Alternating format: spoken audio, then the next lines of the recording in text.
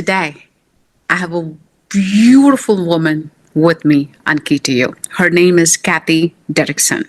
She's an international best-selling author, a speaker, and midlife reinvention catalyst. I just love that. A former medical genetics lab professional, very interesting. She now helps women around the world find their voice, reclaim their brilliance, and get published through collaborative books, which is so interesting. I really love to learn more about that.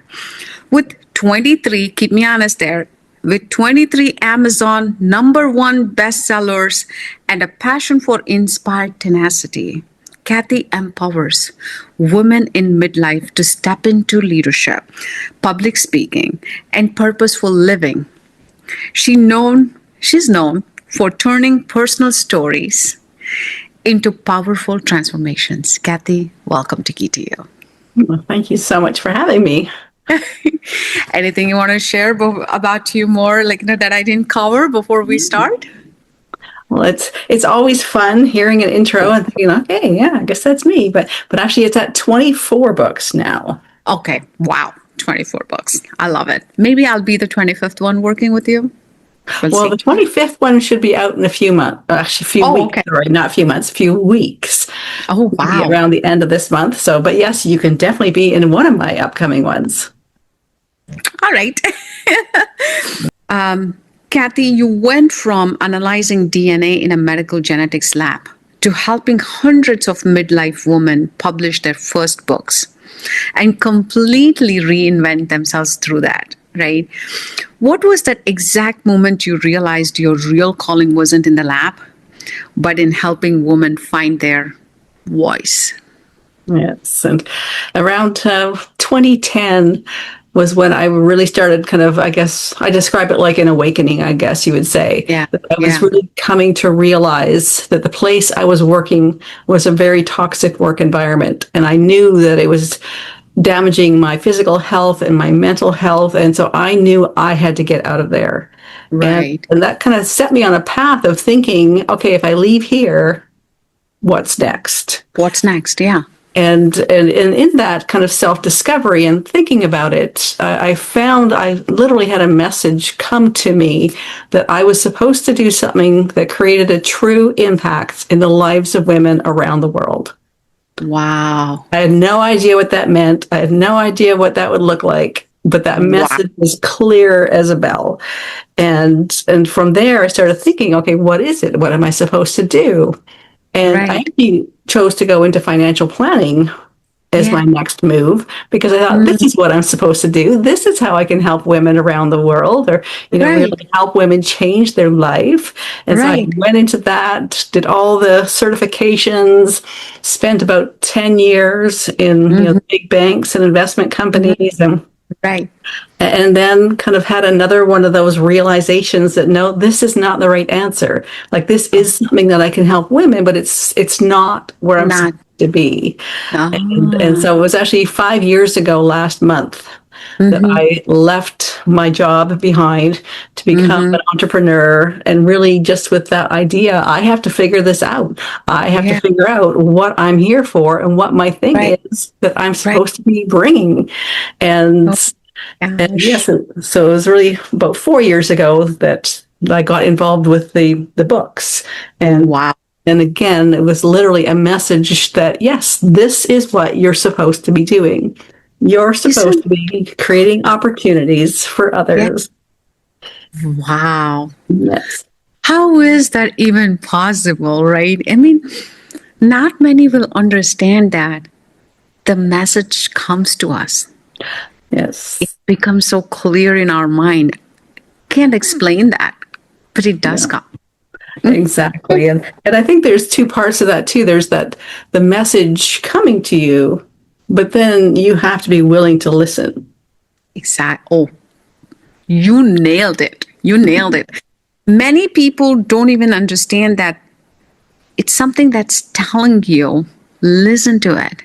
People are so busy with their life, get up, get ready, kids, cooking, classes, work, whatever, and you hit the bed. are you really giving that silent moment for yourself? Like, sit down, relax, pause, see what's coming to you. I think that's beautiful. So you have described feeling completely numb in midlife before your own reinvention. For so many women listening to our conversation today who feel stuck, who feel invisible, right? Or like, oh, it's too late for me. I'm done. My life, I'm this, whatever the age, it's too late. I can't start anything right now. What did that, you know, numbness feel like for you? And what finally cracked it open that can help people who are listening to us understand that age or whatever it is, it's not too late. Yes, yes. And I think so many women are stuck in that feeling. And I Right. think part of it is that really our culture has taught us that after the age of 50, we are Mm-hmm. old and obsolete and nobody really needs us anymore. And we might as well go sit in the corner and just Right. don't bother anyone.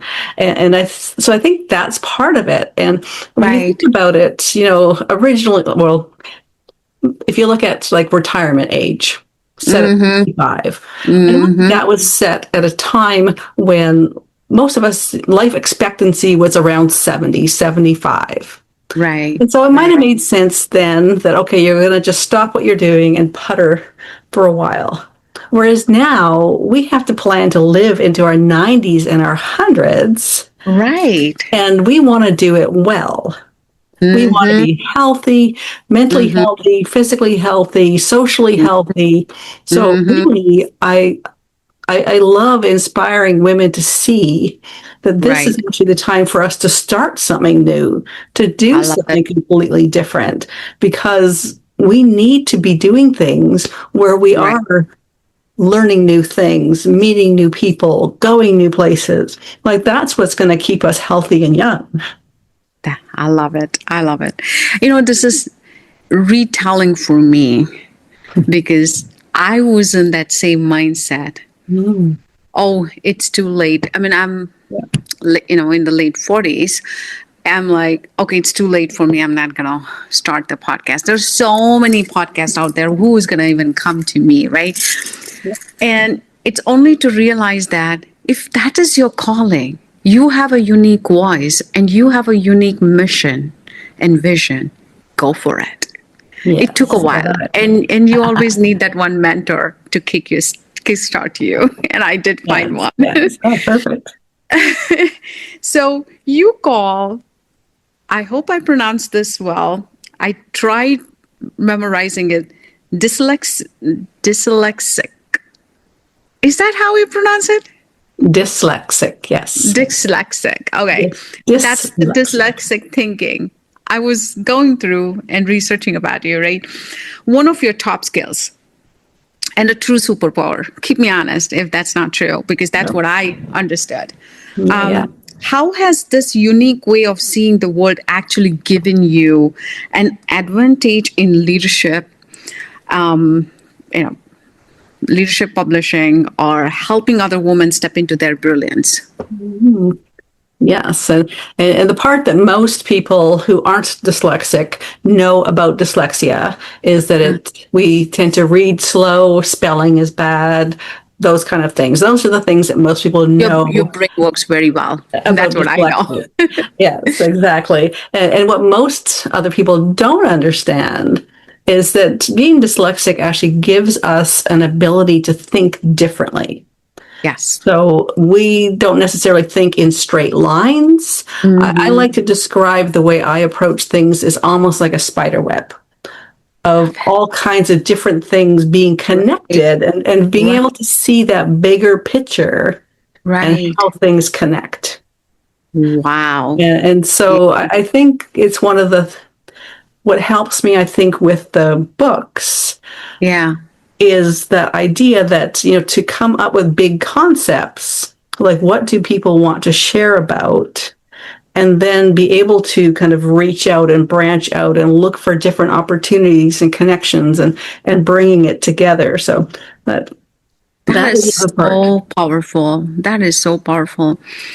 I think any unique way of everybody. You remind me of what I believe is every human being has a potential Yes. and uniqueness in them, right?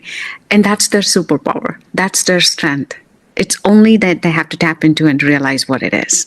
Yes. And a lot of people would say, how would someone who's dyslexic become a writer and get into Come. publishing? And I must admit, if it wasn't for spell check, I would not be here.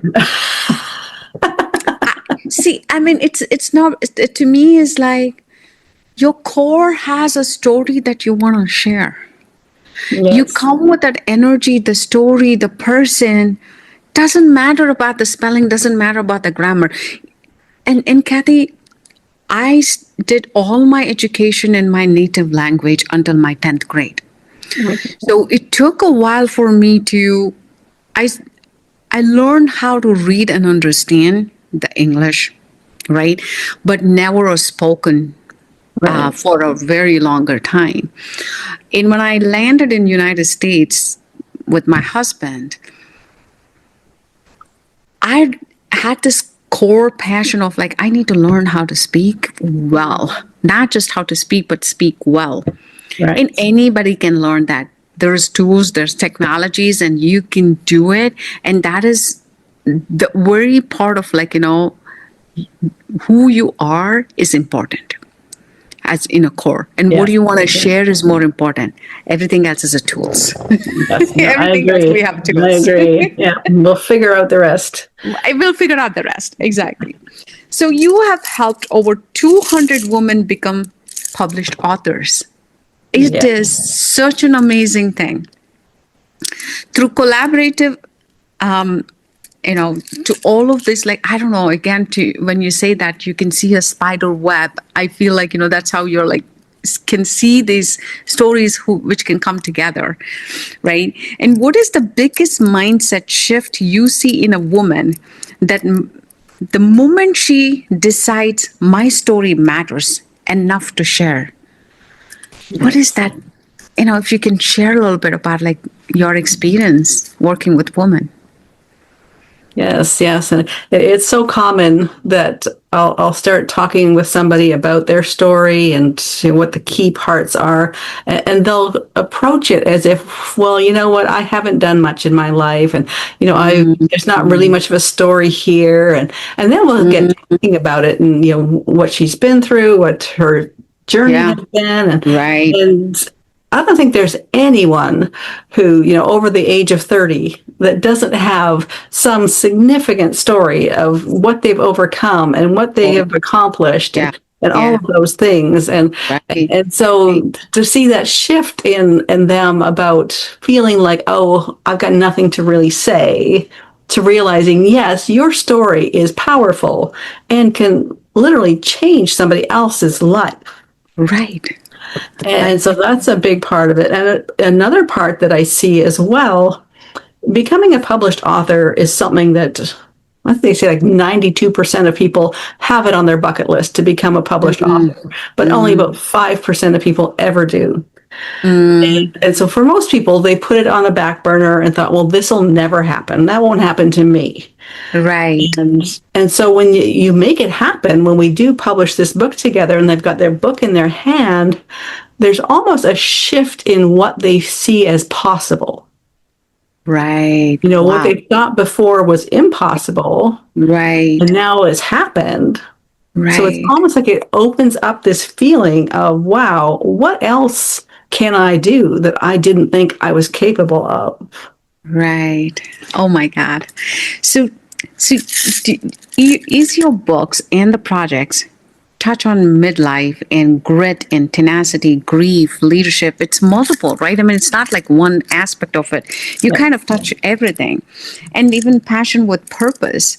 Which of these themes do women struggle with the most from these 200 or more that you're working through?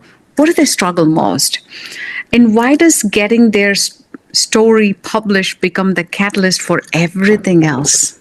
I'm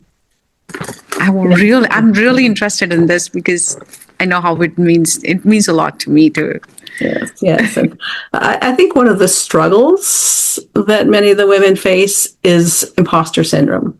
Mm, That mm, feeling of people will figure out that I'm not as important as I say I am, or I'm not as educated, or mm, I'm not as good at my job, or that I belong in this field or in this environment. And right. so I think that's one of the things that holds women back from Okay. writing or sharing their story is Love. that feeling of, well, I better just, keep it small. And so nobody figures out that I shouldn't be here, kind of thing. Yeah. And so that is definitely one of the big things that holds women back a lot. Okay. And Good to know. definitely getting past that. And one of the fun things too with doing these multi-author books, where with Mm-hmm. my books I focus on having 20 people per book, and Mm, you really become a community in that group because you're getting to know each other throughout the process, and there's right. multiple opportunities to actually meet each other virtually and get to know each other, Wow. and Yeah. collaborate, build friendships. Right. So it's almost like you're doing this together. And Yes. for almost all of them, this is the first time that they've been published. And so it's a Wow. new thing that they're, working their way through. And to do Yeah. it as a team and feel like, okay, we're doing this together. This is a goal. This is something we're doing together. It really shifts that feeling. Whereas if Right. you're working on a solo book that you're pretty Yeah. much doing by yourself, you might be obviously Yes. working with editors and other people like that, but really Right. it's just you and your stuff and building your Mm, content. So it's a very different experience right. of how do you get to that point that you're being published, and Right. even after that, what are you taking with you afterwards? Right. Right. Again, What with the is that? group, you've got Yeah. all those new friends, you've got those new contacts, and especially when Mm, we are releasing the book and mm-hmm. everybody's promoting it on their social media and Right. our book, you've got Yeah. 20 communities from around the world all promoting the same thing. So there's Right. the liking and the sharing and the content Right. overlap that just Right. really can amplify all of them out into all of those communities. That's the beauty of it. That's how we can tap into more audience than you normally can. Exactly, exactly. Love it. Love it.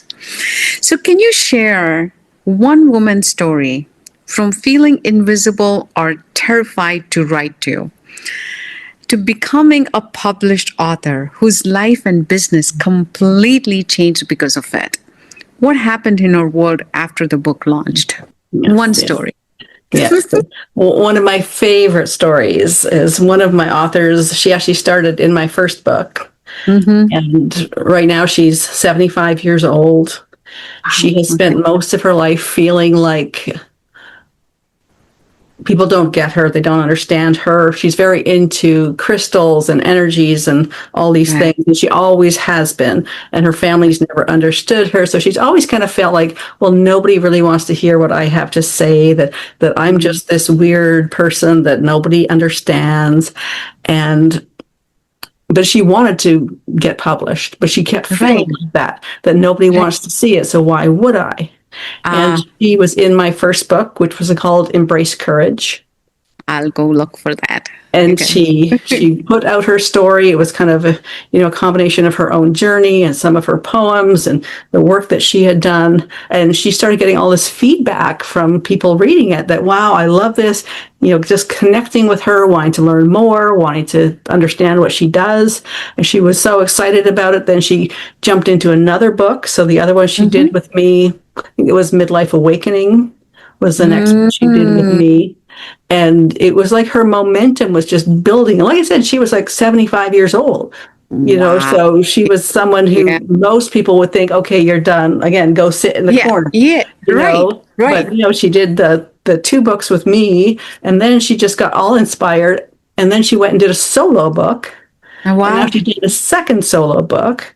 So in the last 4 years since Embrace Courage came out, she's now a 4-time best-selling author. So 2 collaborative books, 2 of her own solo books.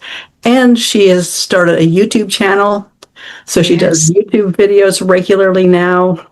Wow. And she's completely shifted that feeling of, it's not that nobody understands me or wants to hear what I Right. say.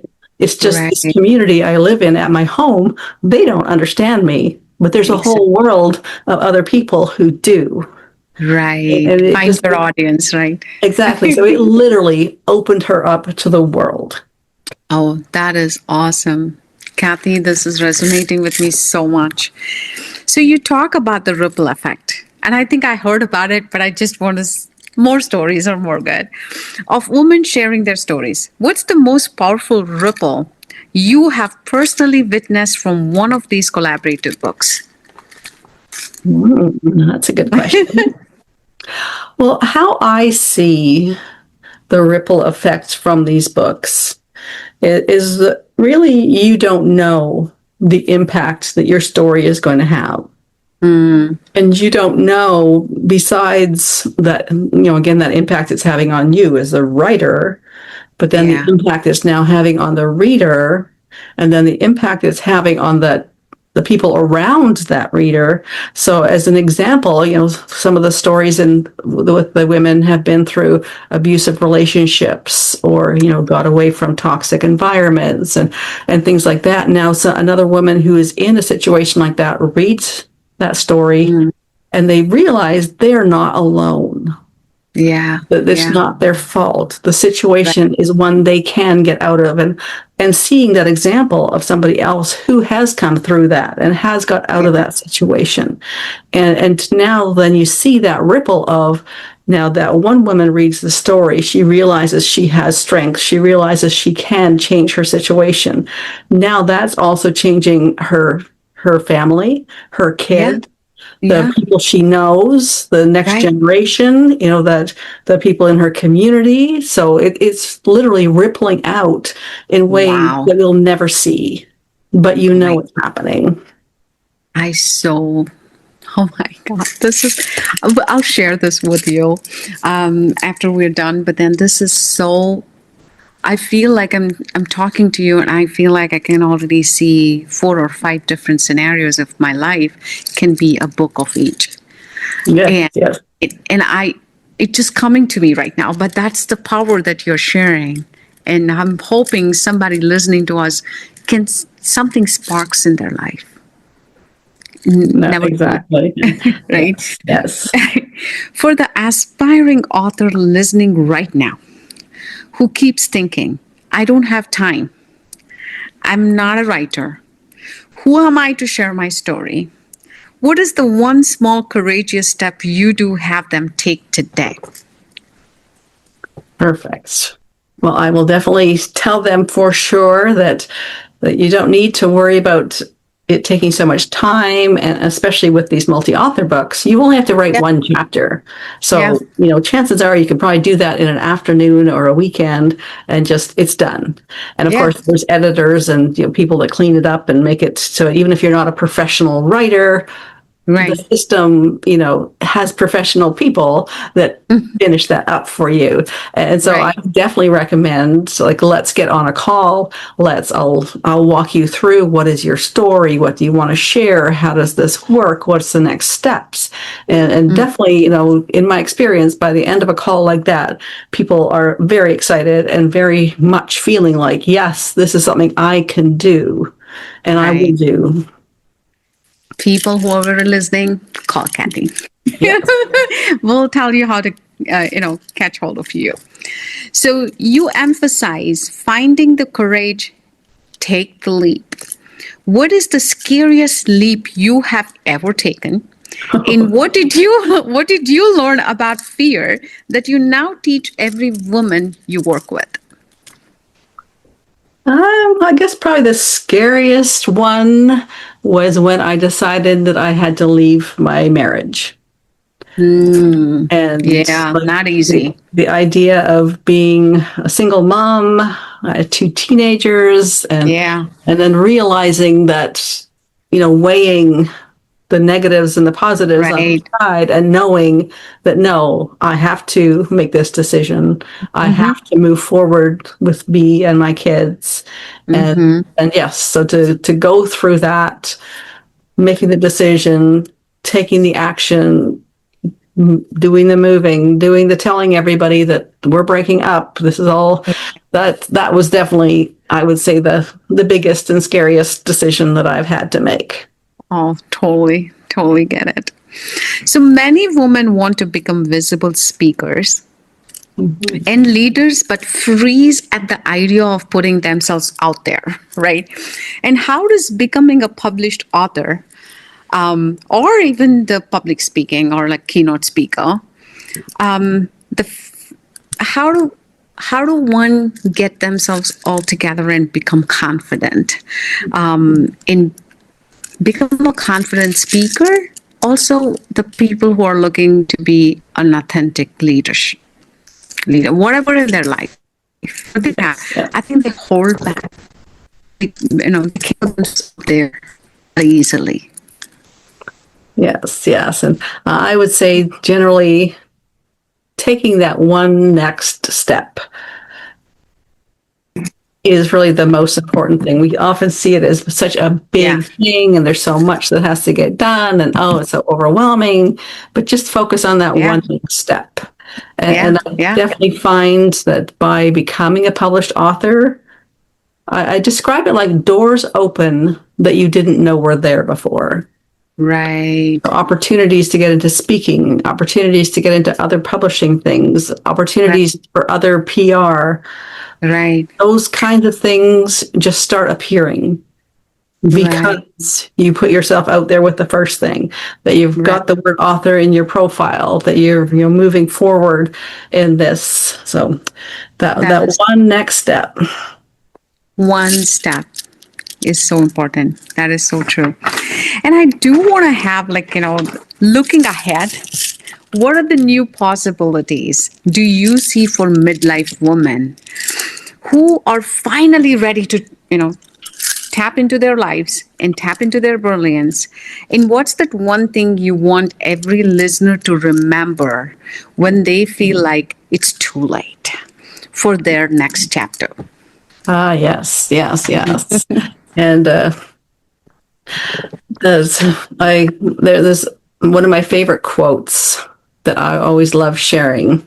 It's a Howard Thurman quote, and it's don't ask what the world needs.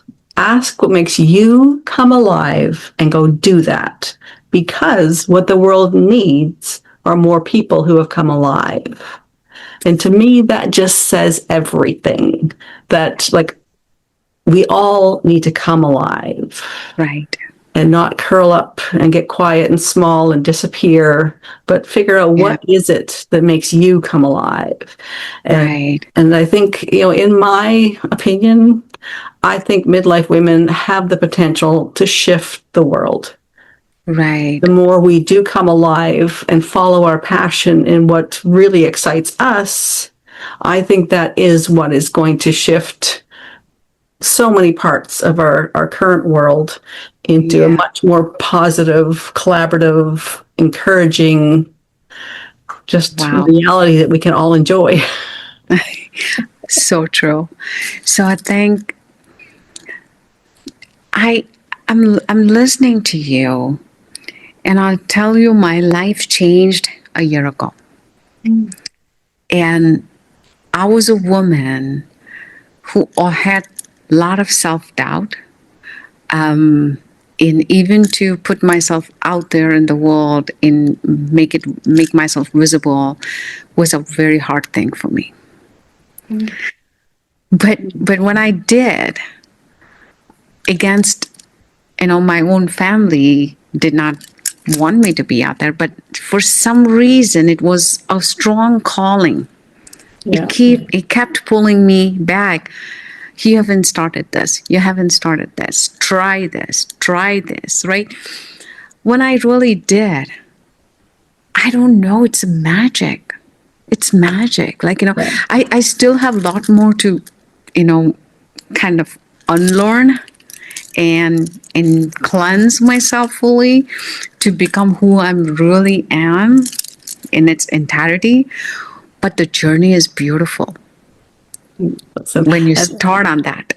yes, and that is definitely something I remind women regularly, that your Right. immediate family and friends are not Yeah. the ones, in most cases, they're not the ones who will be encouraging you to do something different. In most cases, they'll be the ones telling you to calm down, go back to normal. This is a phase, you'll get over it. Just go Right. back to where you were. And in most Right. cases, they're just trying to keep you safe. And of Exactly. course, we all like to keep things normal, but Correct. definitely, encourage women to just to reach out, especially these Yeah. days. We can Yeah. connect with the whole world as if they're right next Right. door. And there are Exactly. women out there, people out there that are waiting for you and Yeah. your message and what you're bringing. So, That's beautiful. So, Kathy, what are the 3 or 5 things that you want people to remember from our conversation today? yes. Well, definitely to do what makes you come alive, to know that your story does matter and can change the lives of other people around you, Right. and that we're never too old. We are We're never too never too old to old. Oh, start. no. The I the agree with that. the oldest woman in my books is 85. So at 85, if you're going to Wow. start your writing career, Yeah. there is You can nothing. still scale. That's right. That's right. Okay. All right. So I don't know what you guys feel, but then I feel I learned so much today, and I want to share what I learned. Never too late. It's going to resonate with me starting today, right? It's never too late. And, come alive is another one that I'm going to start putting that into my, you know, Oh, perfect. Perfect. and just try. Forget about it, all the noises around you. Just try. And writing a book, telling your story is more profound than one can know. Yes, With definitely. that, and thank you Perfect. I love so it. much, Kathy, for being in KTO. I just loved our conversation. Yes, no, thank you very much for having me. And no, we would love to have you join us in one of the next books. And Oh, one of the next ones is called Midlife Reignited. oh my God, that's wonderful. I do have something that we will talk about it very, very shortly here, but this is amazing. Guys, if you have not checked out Kathy's already, what was the first one, Kathy? You said the encourage one, Embrace the courage. embrace courage. I'm gonna take that book today and I'm gonna read that. I'm gonna, tell you what I liked about it, and I'm gonna publish in my LinkedIn too. Guys, embrace courage. If you have not read that, take that. Tap into that book today. With that, I'll see you guys